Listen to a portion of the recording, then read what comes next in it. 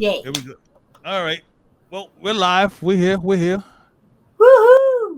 What's Well, up, D? How are you today? I am good, Miss Samil. How are you? How's everything? I'm good, sitting in front of the fan because baby is hot out here. I'm in Massachusetts. Yeah, Here for a yeah, little yeah, while. yeah. It's It always is nice hot. when you come home. Yes, it is hot, and I got to blast the MTA for their BS. When it was 70 and 80 degrees last night, you get on a bus, it's like walking into a meat locker. So damn cold. The other day I get on the bus in 90 something degrees, it's like walking to a big girl's thighs. That's how hot and disgusting. Nothing against big girls. I love big girls, but I'm sorry, that heat, that's what it was. And I was like, my bad. But yeah, it's sticky out here. I think Yeah. yesterday I must have changed like 3 times. No lie. Oh, wow. Sheesh, it was that hot. Wow. But I'm not complaining. I actually love it. Yes. I'm in New Bedford, which is the whaling town, and it's just so quaint down here, up here, actually, just outside of Cape Cod. I love it.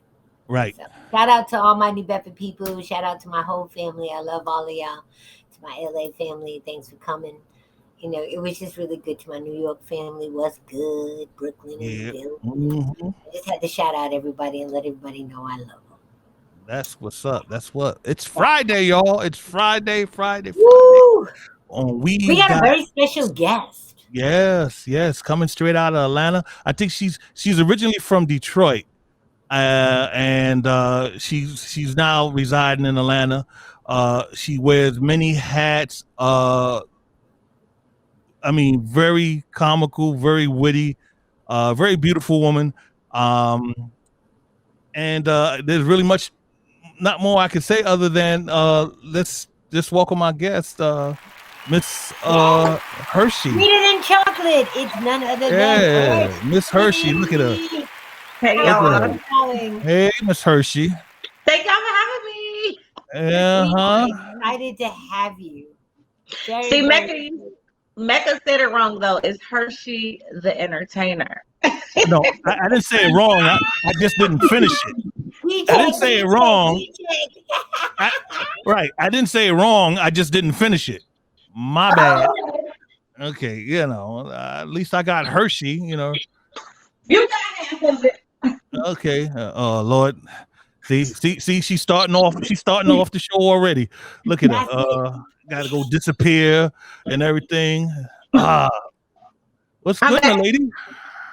What's going on, y'all? I'm not gonna tell you I was still kind of asleep, but okay. It's all good. It's all good. I know you DJ in the night, so this is an early morning for you, yeah?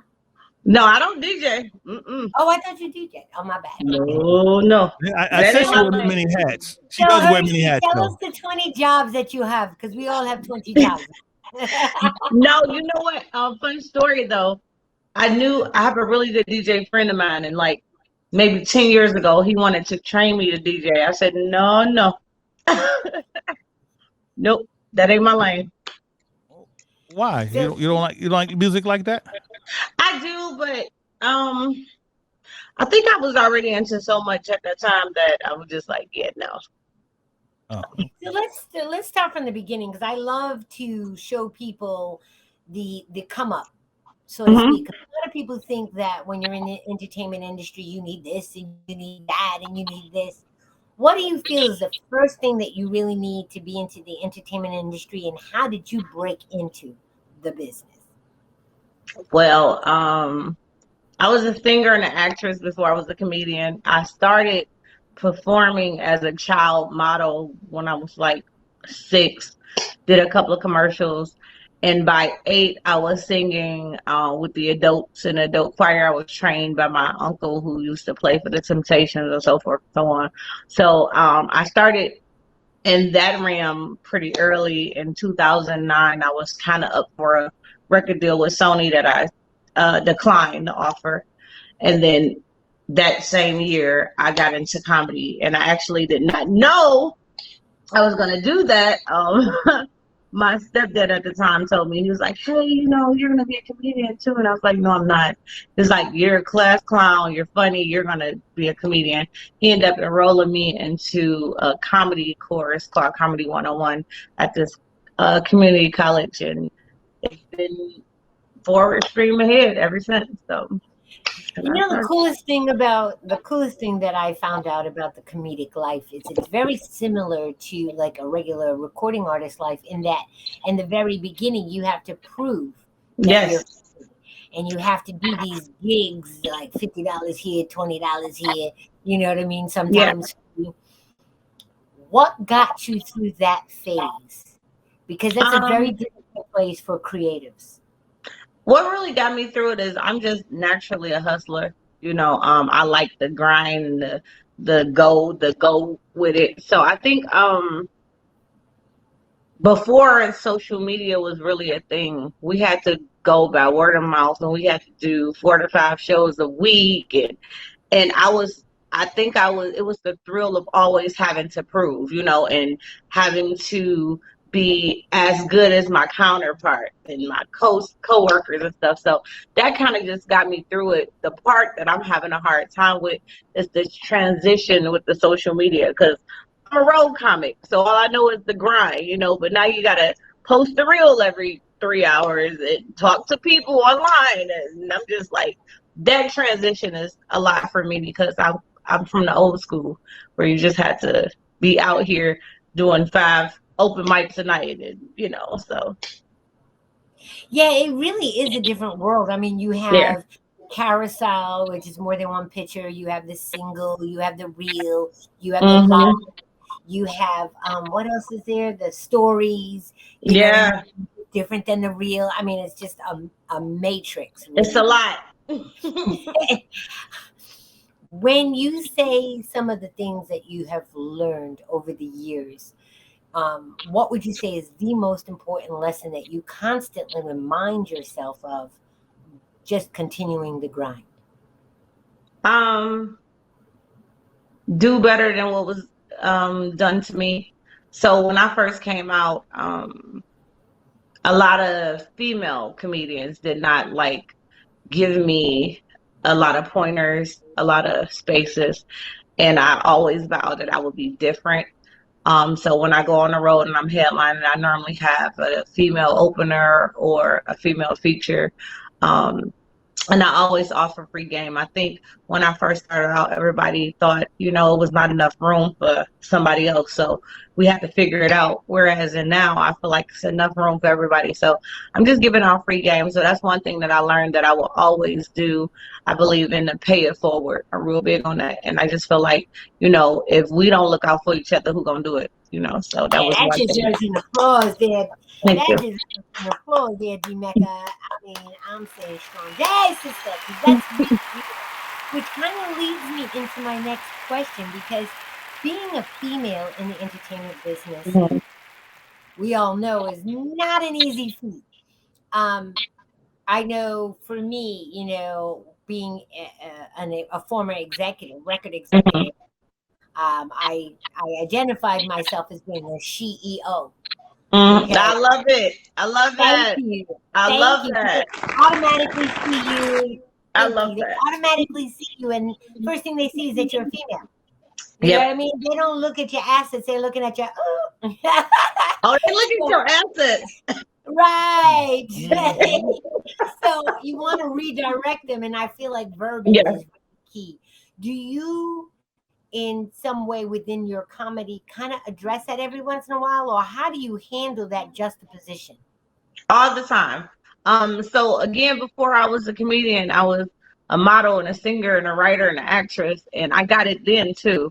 But as a comedian, I find that I get it worse, because as a comedian, people have a hard time taking you serious, not knowing that comedians are some of the most serious people on the planet. But when I first started out, it's like, if you're too friendly, they assume that you're a whore. If you're too mean, they assume you're itchy. So I just be itchy, because what we're not going to do is assume that I want to sleep with you to get this show. And yeah, that part.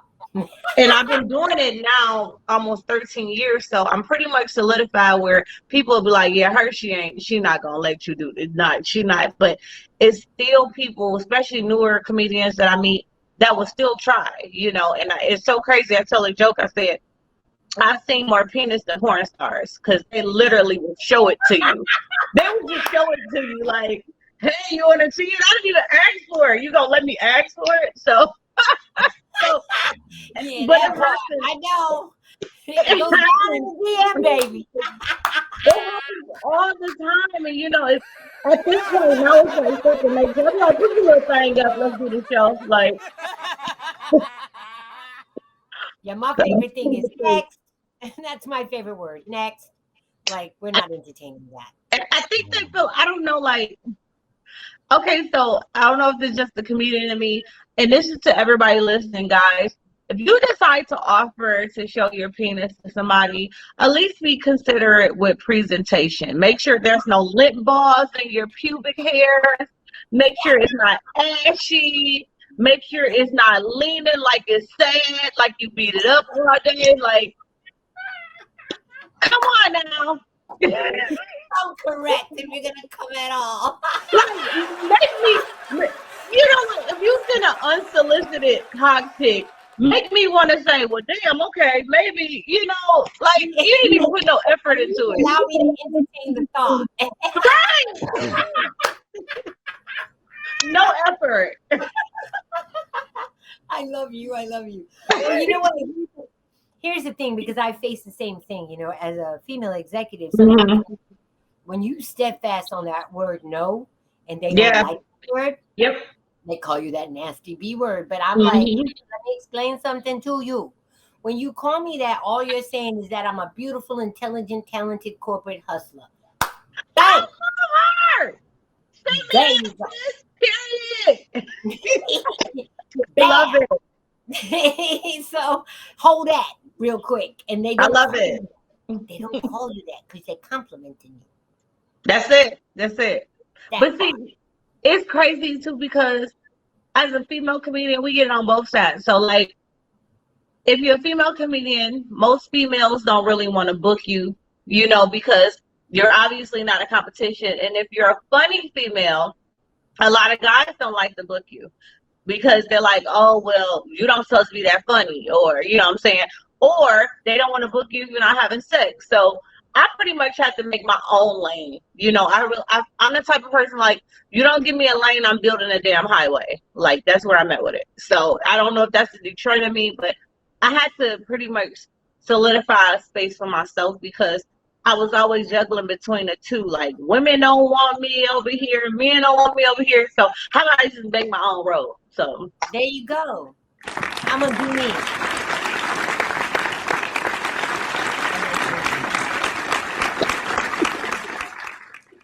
Boy, I tell you.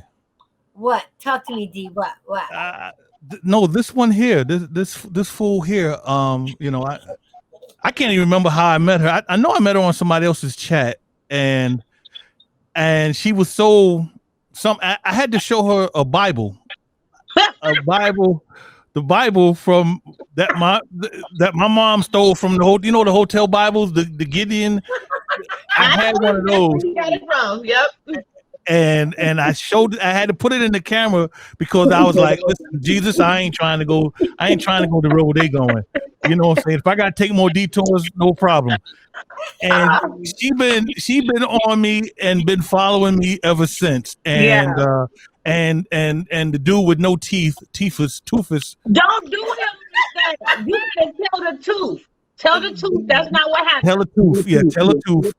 On her live, and the Latino what we call him, the Latino R. Kelly, she had on her, she's had some characters on her lives, and for some reason I get dragged into it, just as I'm not even on the live, I'm just in the audience watching like everybody else, and that's how Mecca is the bad influence. Don't let Mecca fool you. Mecca is the bad influence. He will be in the comments with all of the BS, and he'll type something and disappear. Like, get back here. Get back here. No. and I've like I said, I've watched her and some of her clips, and I said, you know what? Yeah, let's get her. Oh, matter of fact, I think it was one of her last. After her last live is when I asked her to be on the show. Yeah, and you spoke earlier about creating your own lane. Mm-hmm. Do you feel that when you take control of your career, it also expands your skill set?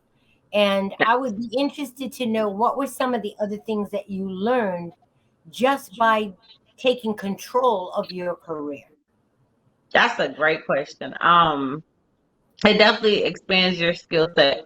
I pretty much learned how to manage myself, and also I tapped into other markets that I didn't know I was interested in. Like, I've always been a writer, but now I'm doing directorial things, and I've always been into improv. So it kind of allows me that flexibility. Sometimes when you have management or you have representatives, they limit what you can do.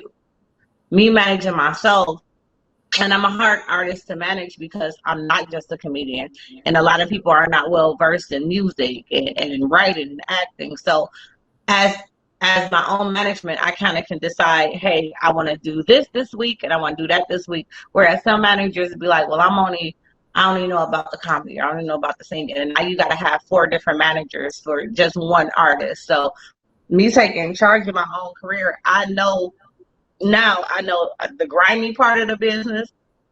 I know what I am and not going to do. I know there's things I'm not selling my soul on, and I stand on that, and I'm really big on that. So I think that was a lot of things that I learned. Now there's moments where it's frustrating because sometimes I just want to be an artist.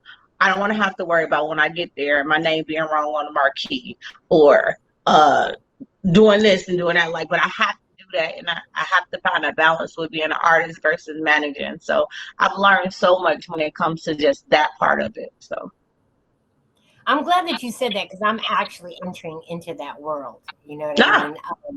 I realized late in my life that I'm actually a creative, that I'm actually talented, that I'm actually an artist. And, which made me understood why I was such an artist advocate. Because you know what I mean? Like, it's wild the way the life gets manifested. And I agree with you. It's like using one side of your brain and then using the other side of your brain. And sometimes neither one of them want to work at the same time. Absolutely. If I can explain it anyway. I find the importance of sometimes unplugging from the matrix. I'd be interested to know what are some of the things that you do to help yourself unplug from all of that to kind of come back centered to you, or do you? I was about to say that, girl. No, I try to. The only moments I can probably unplug is when I'm having an orgasm. Other than that,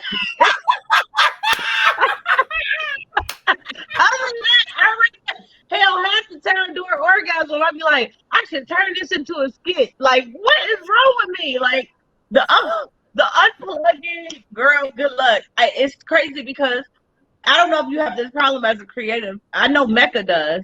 Most creatives have insomnia. We don't sleep a lot because our brain is always moving.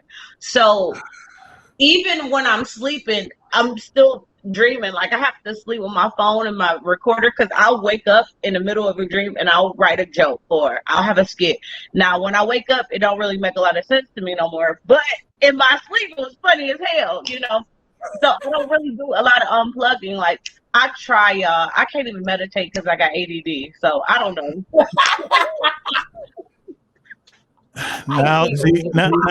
Now we got to play a disclaimer at the beginning of our show. So this fool here, like, you see, this is maybe this is why I do like her, because she'll just throw it out there and, like, you know, wherever it lands, and it's like, I love it. I wasn't ready for it, but I should expect it. Yeah, I've been very PG-13. You should be very proud of me. Truthfully, she is, because Thank you. and I I can hear appreciate it. that. I hear you censoring yourself. I hear it. I feel Yeah. really good. I But I don't, don't see my pastor like this. I don't know if it's the respect of me or is it too early for her. I don't know. I don't know yet. No, you didn't tell me if this was PG-13, so I decided that I'll act a little civilized.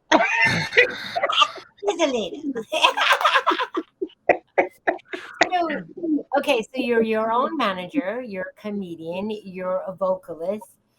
I would love to hear your insight on what's happening right now in the music industry. It seems like there's such an influx of independent artists, yet they're completely unknowledgeable on the inner workings. Yeah. And there was a release that just happened last week that talked about, I think, Spotify making something like 2 billion dollars, but when it talked about royalty payouts, it was only $271 million. Yeah. And that, and I remember one time I interviewed, and shout out to Tech9, he was saying, I don't do streaming. Everything goes through my website because do it, it's 0.0009 cents. Yep. Not even a full penny. So I would love to hear your insight on that, being someone that was raised pretty much in that world, knowing what the old school was. I feel like we're going back to those unconscionable deals. Absolutely. So one thing that I am prideful for is that sometimes when you're an artist and you see the pretty side of the business online and through video, all you want to do is be that. I want to be a superstar. And people rush to these deals without really looking at them and understanding what it's going to take from you. So when I was up for the deal in 2009 with Sony, I didn't like the contract, and I didn't like that they pretty much told me that they're going to write all of my stuff. I felt like, how do I explain it? I felt like I was going to be into a situation where I was definitely just going to be used. Like, that's it. It didn't feel right.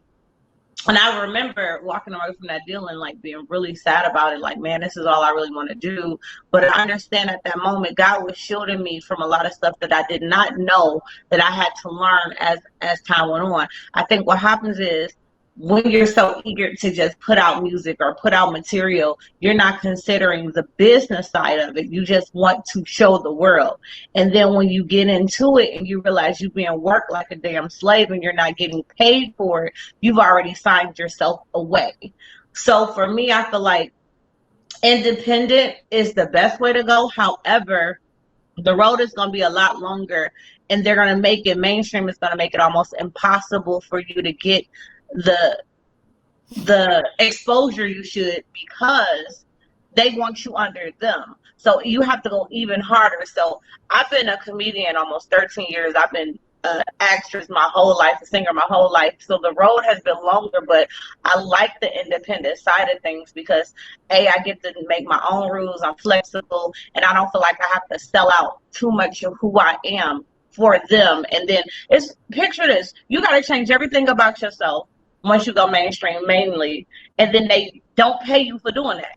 So hell, if I'm gonna sign myself away, you gonna pay me for it, So I just think when it comes to that, I would tell new artists to just don't be so eager to be seen and to be heard.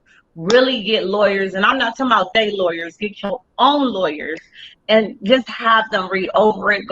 I don't care if it take you 2 weeks to go through line by line, because it be the fine print that they missed. And then they're like, well, hell, why I'm not getting paid? But they didn't go line by line. So just be conscious of that, and don't be so eager to jump at any deal, because understand that all come with a cost. I know. I'll give you a prime example on the hustles that's happening right now. I just dealt with a client, because I have a consulting business too, right? So okay. Come on, she. I act. I'm beginning to sing. I didn't even know that I could do that, but it kind of manifested in its own world. So, but my core of who I am is an executive. So I'm asking this artist, I'm like, okay, so you got somebody that's investing all this money into you. How do they make their money back? And he's like, well, I got 15% of the ownership of the label. And I'm like, wait a minute, what? Yeah, he says that, when I'll do the projects, and then, from the money that comes from the company or whatever, I get 15%. And I was like, yo, bro, that's not how that goes. I said, so I want you to understand, if I'm understanding what you're telling me correctly, I want you to understand what you just finished saying to me at what I'm hearing. So if the person invests, that means anything that you're doing is a work made for hire. That means that the label itself owns everything. That means that everything that you created, the label is taking 85% after recoupment, and you're just getting 15 cents on every dollar you generate. I was going to say, that's 85%. That's insane. I was like, how is that fair? Like, but you just signed away? This is what they do, though. So sometimes they'll bulldog you into it. They'll be like, well, you only got an hour to decide. Okay. If I ain't got it in an hour, it ain't meant for me to have. Also, a lot of people get away from this, and I'm really spiritual. I'm serious about that. Pray over everything. Yes. Do not just, again, don't be so eager. And then if they tell you, like, they'll try to bully you. And it's kind of like when you buy a house. Well, you only got a date. Okay, well, hell, it ain't my house. Because you're not going to bully me into making a life-changing decision, because if you come to me, you already know I'm worth that. That's the first thing. People got to understand that. If they come to you, they know you worth that. So take your time. I'm not saying take a year, but take your time to go over it, because they're going to try to bully you and make you think you don't have a lot of time. Okay, well, if I don't have a lot of time, it's not meant for me. Right. And the other part that's really interesting to me,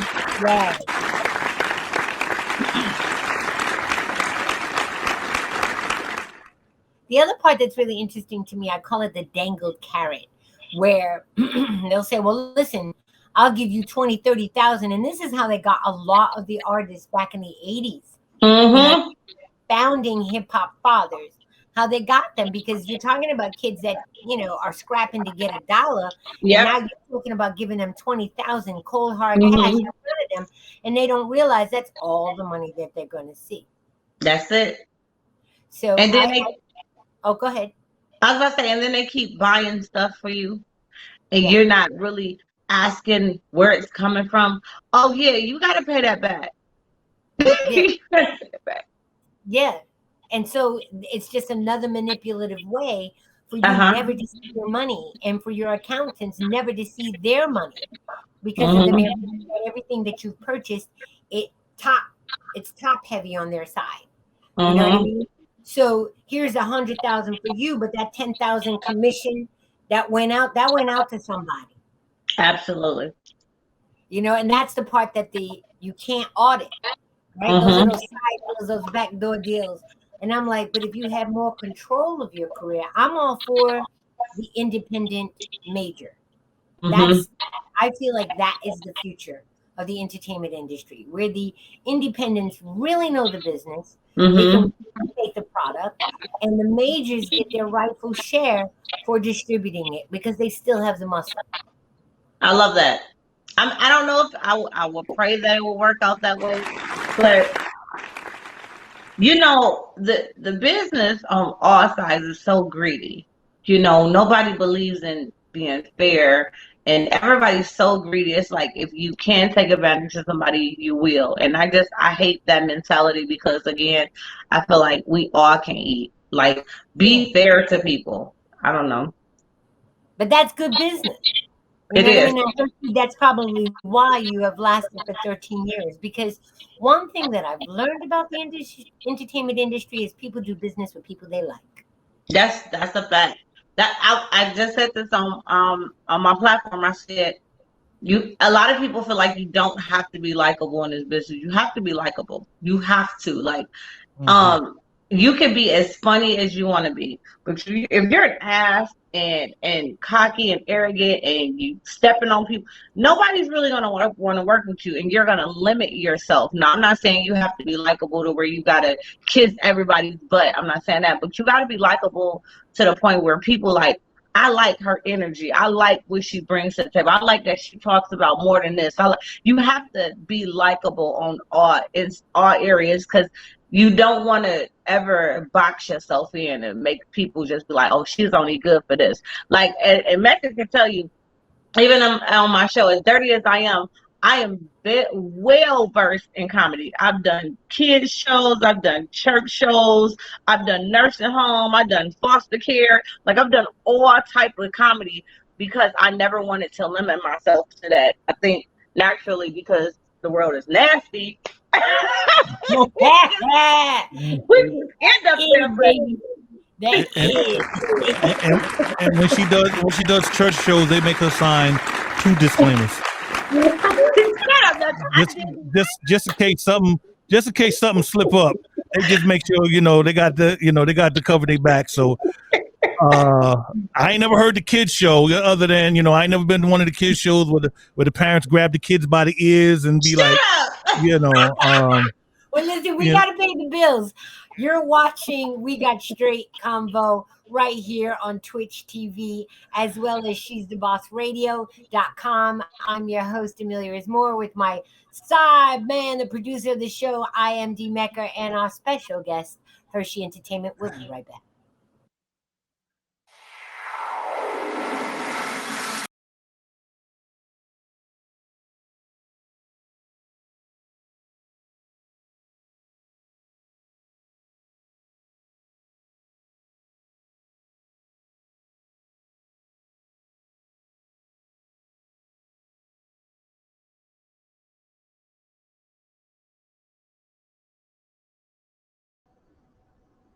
Okay, we're back. I didn't expect that. I was like, whoa. Where's the lady of the hour? She put her. Okay, there. Here we go. There she is. So we're back, and we've been talking about just the business overall and comedy.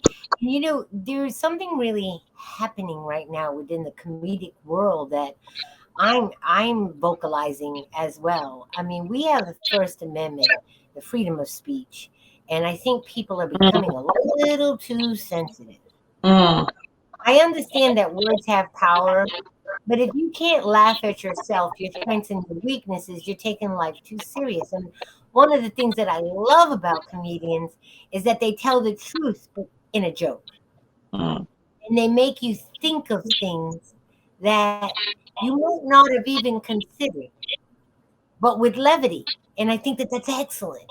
I would love to hear your viewpoint, if it's not too, personal or whatever, on just how you feel about that, because we're seeing it. We're seeing you guys come under attack, and I feel like it's unnecessary. I'm on both sides of this, mainly because I am a part of the LGBTQ. And I also am a comedian. So I try to be the balance between the LGBTQ and the comedians, because I feel like, as you said, everything is too sensitive. I agree with that wholeheartedly. And I always got the joke. I said I may get pre-canceled. I don't know when I say this, because I said I'm gonna get pre-canceled from my own community, because I have to tell them, I said, the climate of the world is so sad and so toxic that all we have is comedy, and laughter is healing. It's like a ministry, and I feel like if you guys water down our ministry, then what do we have left? We have to laugh in times like these. And I try to tell my LGBTQ, like, don't be so sensitive, because I grew up where we put the dozens on each other. We talked about our weaknesses. Yeah. We talked about the flaws within ourselves. So now when we do it, it's like, damn, we can't say that either. So I tell people, like, I might get kicked out the community. I don't know, maybe. But the fact of the matter is, I still have to have room to be free to my craft and my art. And I feel like people have just taken things way too serious. But I also understand on the flip side of that, comedians have to understand as the climate change, we can't be as dogmatic. You can still talk about certain things, but you have to do it cleverly. Like I talk about everything. I can't say everything. I don't deal in politics because it makes my ass itch. But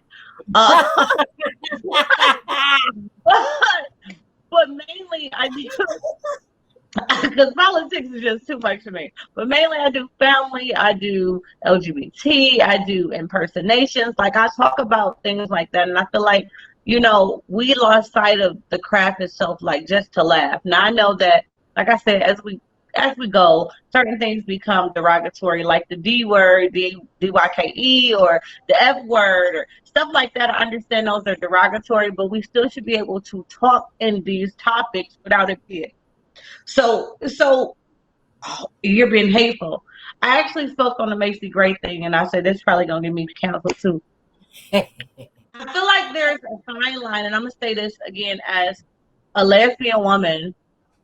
I feel like I can speak on this. I feel like there's a fine line between transphobia, homophobia, and just not agreeing with a lifestyle, right? So I believe that a person should be able to say, and I can say this for myself, if somebody say, Hershey, I don't agree with your lifestyle, that doesn't make you homophobic. It means you don't agree. Because I can say, I don't agree with the fact that you like to have anal sex, whatever the case is. That's my opinion. That don't change how I feel about you. That don't change me respecting you. And I feel like we've gotten to a place where we can't even speak about that without them feeling like you're being hateful. It's not a hateful thing. I'm not bothered if somebody say that to me. I respect that, and I respect your opinion. Let's get to this money. That's okay for me. You know, and I just feel like, so when Macy Gray spoke her piece on how she felt about trans, they automatically deemed her transphobic. I personally didn't see anything hateful in what she said. I feel like she has a right to say her opinion. Now, if she would have been like, "Oh, you all going to hell," and then that would have that's too much. Yeah, that would have drew the line for transphobia. But I just feel like, as a person that's a part of the community, I feel like we have to understand that. I understand that half the time we are under attack, but there are moments where people are not trying to attack you. They just want to have open dialogue. And I'm okay with that. I'm okay with that. And here's the thing that I discuss, you know what I mean? Being heterosexual, right? I have a lot of friends that are within the LGBTQ community, and we have real conversations about this. Because sometimes I feel like you guys are making me feel bad for being who I am, and I'm not in that room with you, so I really don't care. You know, like, you know, discard anything that's not relevant. I mean, come on, it's not relevant to my life. So, you know what I mean?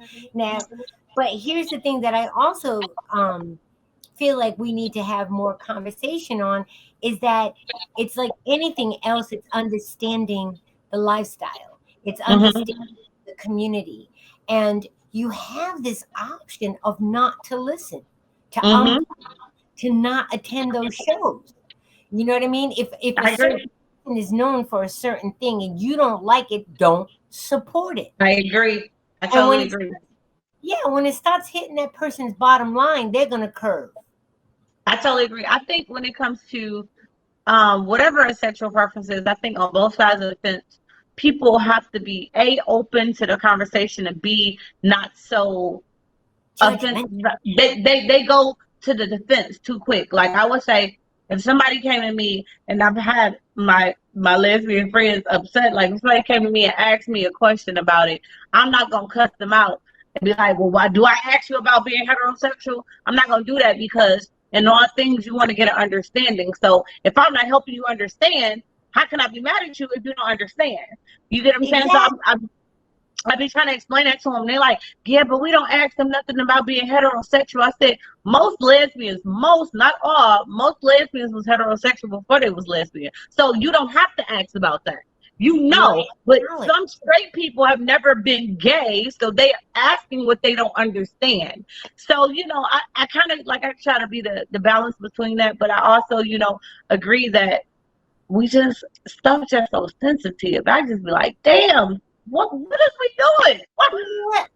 And here's the other aspect that I brought up one time because people weren't understanding. I said, listen, I also think this is compounded by a cultural aspect of, Yeah. you know, us in the Black culture, we play dozens, 24, Yes.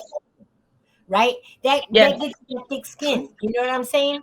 That gets you to be able to dust off things that are not relevant to you, Mhm. right? You can literally laugh at it, And right? keep going.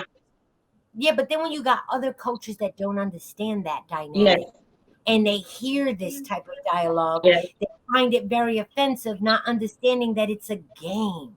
That's what we do. But see, Yeah. I think that was our okay. So for the Black culture, our therapy was playing it does. That was our therapy. We're in a new time where we can talk about therapy and going, but our family, will sweep everything under the rug and act like you're okay, and to cry is a weakness and all of that. So the dozens was our therapy. Like, we talk about things that hurt us, but we made it comical so it didn't hurt as much because we taught ourselves to laugh at our pain. There you That's go. that's what we've done. So naturally now, as we go further and time change, it's like, oh, you're being harsh, but that's not harsh to us. That's just who we are naturally. And I understand other cultures don't understand that. But if for me, if I don't understand something, I'm not going to like judge it. I'm gonna try to figure it out. I'm gonna be like, okay, well, let's get an understanding versus, oh, you're being hateful and cancel you. Like, damn, I'm not even gonna try to figure out what's going on. Like, so.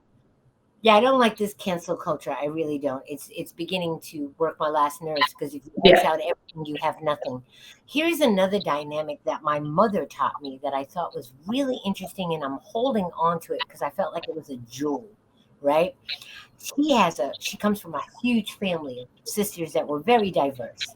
And how did you guys manage, despite all the diversity within each of you, to still be there for one another, to still be able to love one another despite your differences? And she came back with one word, and it was so powerful. She said tolerance.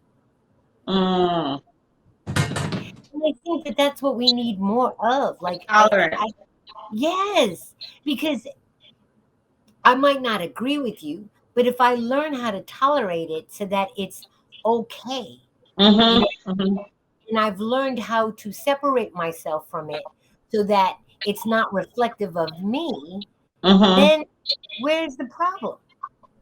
But see, I agree with that. I think tolerance on both sides. Like, I think, like I said, well, I understand why the LGBT is so sensitive because a lot of heteros have been hateful, but I also understand on the flip side of it, for the heteros that are not hateful, that are trying to understand, the LGBT have been so defensive that it's kind of unfair to like hold somebody else accountable for a situation you had with somebody else.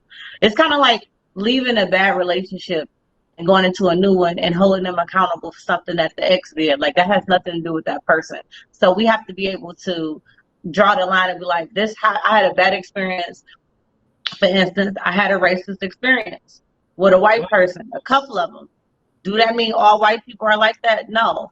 So I have to have in my head, like, all white people aren't bad, or gay people aren't bad, or straight people aren't bad. You got to understand, keep that energy with who it's supposed to be with.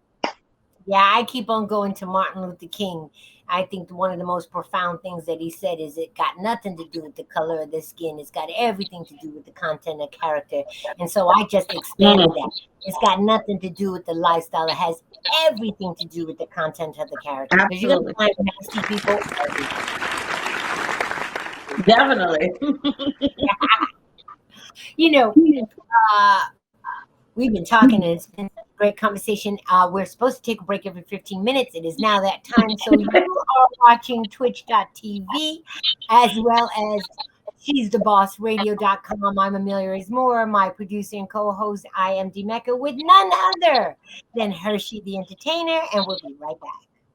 She's the boss. Radio Network. WWWSS.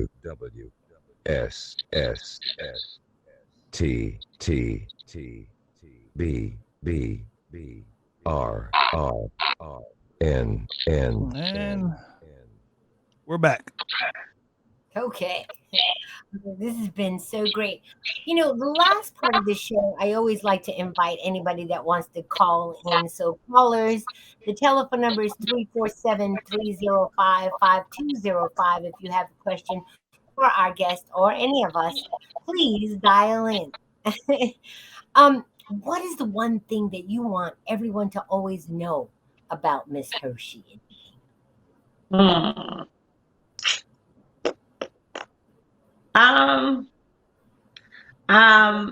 it or not, my favorite. Hold on. Before she starts, let me take a swig of this because I don't think I'm ready. I told you on PG-13. I like long walks in the park when they rub on my nipples. When she got to go to let me see. That there is actually a warning. That's like, you know, we may not have the PG-13 sign, but that let me see. Be prepared. Hold on.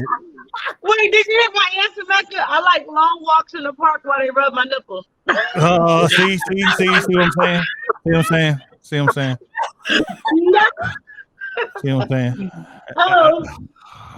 No, my favorite thing to do that a lot of people don't know is I give back a lot. I have a nonprofit that I started called the Well Project, and it's Women Empowering Lives. We collect 20 to 25 essentials, women essentials, and we put them in gently used bags or book bags, and we give them to homeless women. It has tampons and deodorant and all travel size. My favorite thing to do outside of entertainment, which a lot of people don't know, is giving back. I'm really big with humanitarian work, and I feel like a lot of people have lost sight of that. We, as Americans, are very wasteful and greedy, and we forget. We forget that, you know, we just throwing out clothes and old food and, you know, stuff like that. So normally when I travel, if I'm in Vegas or something and I have one of the suites with a kitchen, we always buy too much food. So I end up making sandwiches and taking them to the homeless people, things like that. So I want people to know that about me because I want us to get back to caring about people. I think it's quick, but it's a lot easier for people to just forget, you know, to give back. But we are blessed to be a blessing. So that is one of the things that most people in my inner circle know about me, but a lot of people don't know outside because I don't never put it out because I don't want people to be like, oh, she's doing it for that. But I put that out there because I want people to remember to give back and to do right by our fellow brothers and sisters. So. I gotta go get my charger. 2 seconds, because otherwise we'll be disconnected. Okay, I'll try. I'll try to hold it without us getting fined by the FCC. Because I ain't going even front. Truthfully, I love Hershey so much. I don't know how to act around her. You know, because if I ever meet her in life, you know how what was that the cartoon where they squeeze the doll. Oh, I'm gonna love them, teach them, carrot. I forgot the name of that cartoon, but that's how I feel I'm gonna be around her if I ever have to meet her in person and face to face. Because of that's why Mecca don't never want us to see each other. I put Mecca on an assignment. He ain't called me yet. Mecca afraid to see me. But no, she'll tell you because if anything, she has more insight of comedy clubs than I do. So it's trying to, I don't know a lot of them. I just know like me and Brother Earl, we have the Hexagon Lounge. Yeah, I mean, it's for poets to have it, you know, but to have a featured comedian come through. But I do know some dudes that do that, like Ray Vaughn that does, you know, I don't know him per se personally, but I've reached out to him and he said he'll get back to me. Maybe if I go through, like, you know, Ray Vaughn closer than I do, don't you, Amelia? Yeah. Maybe she could reach out to him personally and say, listen. Huh? I do poetry. I just do comedic poetry. Can I take a moment to do this poem that I wrote? Oh Yes. Lord. Oh. Yes. I think you heard this. This is a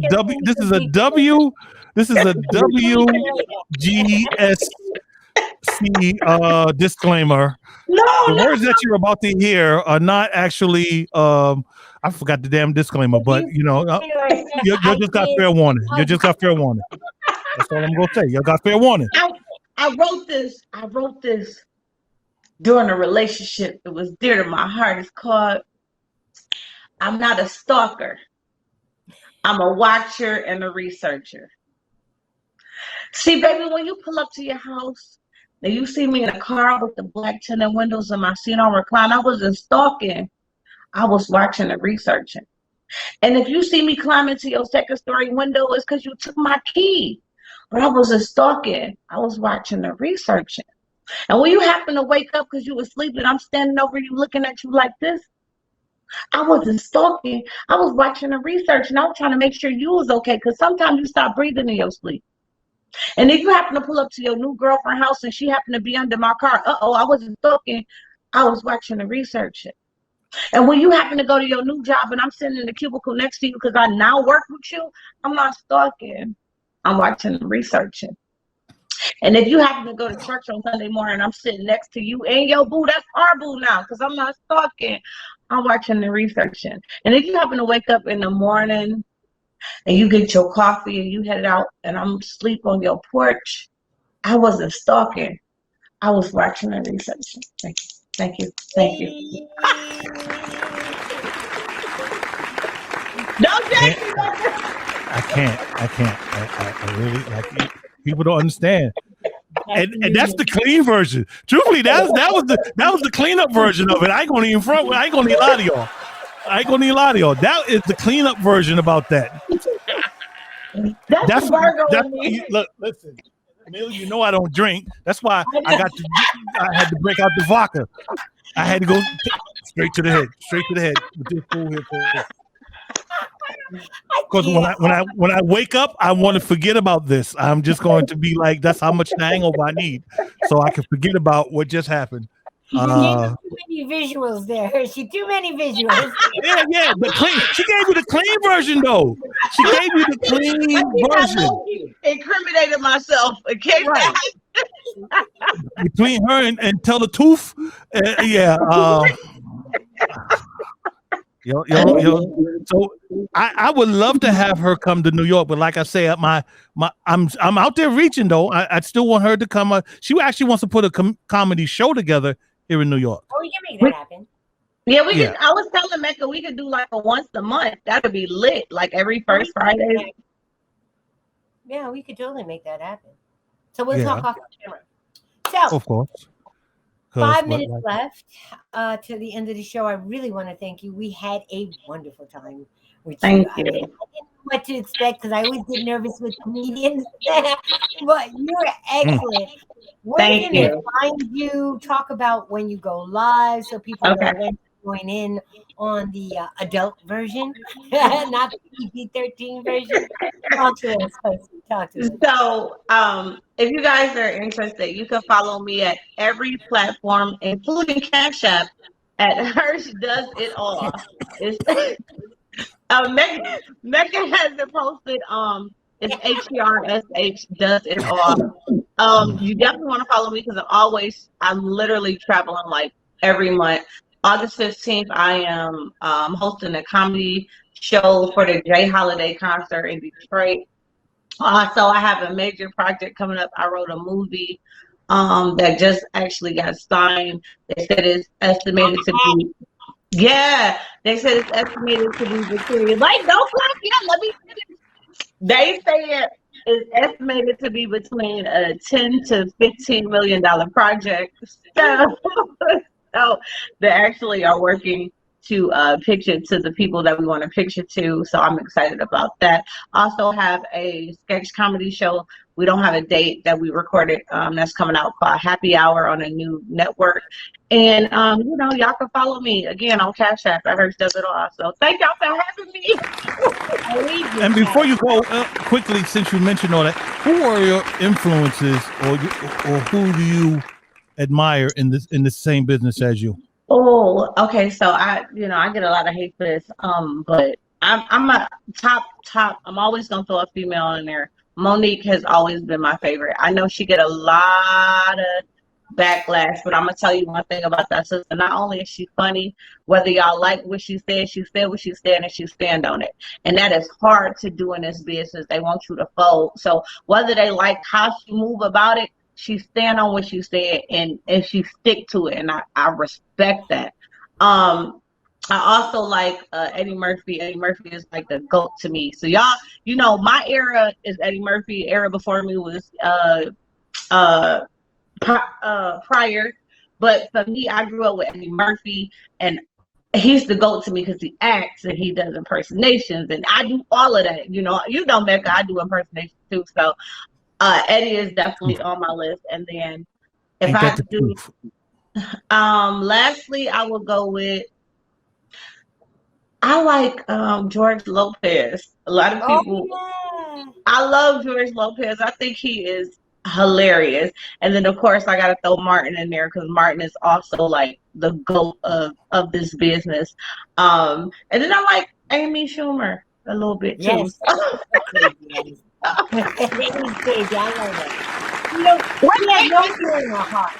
Also, I gotta throw some names in there that should be recognized that are not recognized. I gotta go with my homeboy Howie Bill from Detroit, Michigan. He's been on BET. He actually wrote for Kevin Hart. One of the GOATs of all time. People be sleeping on him. Of course, I gotta go with my girl Cookie Hall, who is on Snoop Dogg's Bad Girls of Comedy. She is one of the most clever female writers in the business. So I gotta go with the underestimated too. Those are like on my list as well. So. Okay. Those are great names. Great names. Understandable. Mm-hmm. So, yeah, Mecca, we did it again. Yes, we did it again, and did it with one of my favorite IG personalities. I love Mecca. Miss Hershey. Thank you. And like I said, you got to follow her. She has two IGs. Give them IGs again so they can follow you. My other one is Hershey the Entertainer. It's not spelled like the Hershey bar. It's spelled like her and she. You see what I did there? You see what I did? All right. So it's Hershey the Entertainer, and then the other one is Hershey Does It All. My Hershey the Entertainer is my backup page because they be hating on my other page. So yeah, make sure y'all follow both. And Mecca, I just appreciate you for having me. Mecca's always been authentic since I met him, and I appreciate that. And Amelia, thank you for having me. First of all, thank you for asking me good questions, girl. Thank you. You were an awesome interviewer. Normally they'd be like, so what's your favorite food? Why are we talking about that? Well, you know what? I really love when people can actually see the person. Yeah. You know what I mean? And, you know, this is what I feel like our, straight convo is all about. It's just really, let's get a snapshot of who this person really is so that we love them even more. And I always loved you. When I started doing all my homework, I was like, oh, and forgive me, because I don't know why. Maybe because I knew you were such good friends with Mecca. Yeah. That's why I thought you were a DJ. So forgive me for starting like that. No, it's fine. But you have been totally a complete delight, and Thank you. The insight that you gave to our listeners as a professional is so necessary. So thank you. No, I appreciate it. I like having these type of interviews because, again, as a comedian, people think all you got is jokes. And you're like, no, I'm really serious. I'm a serious person. So I appreciate just the dialogue that we had. And Mecca, thank you, because I didn't even have to sleep with Mecca for this interview. I appreciate that.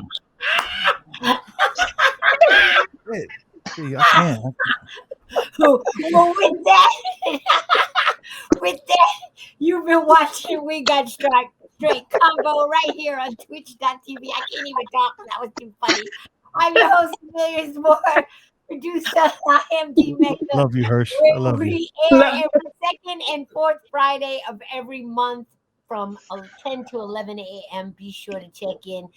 Be sure to follow us on IG. And you now can watch a show if you missed it right here on YouTube. Just WSTG Radio. We got straight talk. We out. Okay.